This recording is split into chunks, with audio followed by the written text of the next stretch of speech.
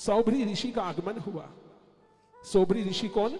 जिन्होंने 100 वर्षों तक जमुना नदी की तलछटी में बैठ करके तप किया था।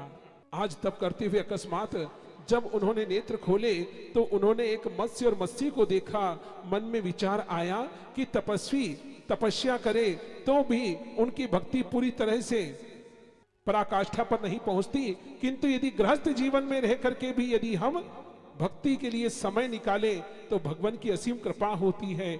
उनके मन में विचार आया मुझे भी विवाह करना चाहिए। जैसे ही जमुना जी के तट पर आए, आकर के वे पूछने लगे कि मुझे कोई गुणवान कन्या से विवाह करना है।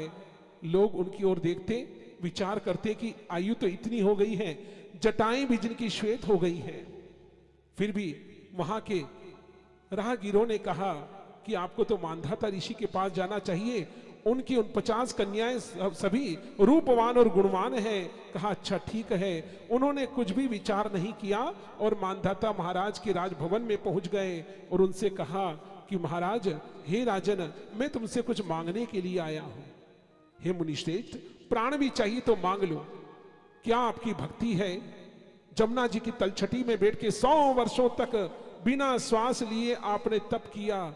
धन्य है आप और धन्य हूं मैं जिनको दर्शन देने आप आए हैं। कहिए मैं क्या सेवा कर सकता हूं, क्या आपको प्रदान कर सकता हूं? उन्होंने कहा कि आपकी उन 50 कन्याओं में से एक कन्या का दान मुझे दे दीजिए, मैं विवाह करना चाहता हूं। इतना सुनते ही मन में विचार किया कि मेरे दादा की उम्र के हैं और मैं अपनी कन्या का विवाह कैसे कर सकता हूं।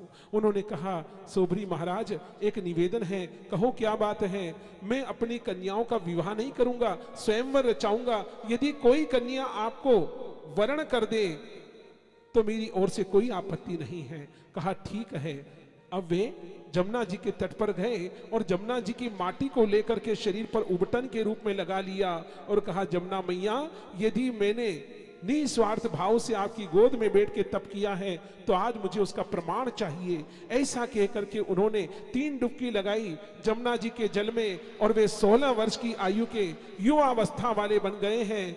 जैसे ही पहुंचते हैं स्वयंवर शाला में, 1 नहीं 2 नहीं, उन 50 कन्याओं ने ही वर्ण कर लिया और सब ने उनके गले में वरमाला धारण करवा दी। ये होती है भक्ति। अण मांगिया मोती मिले और मांगे मिले न भीख।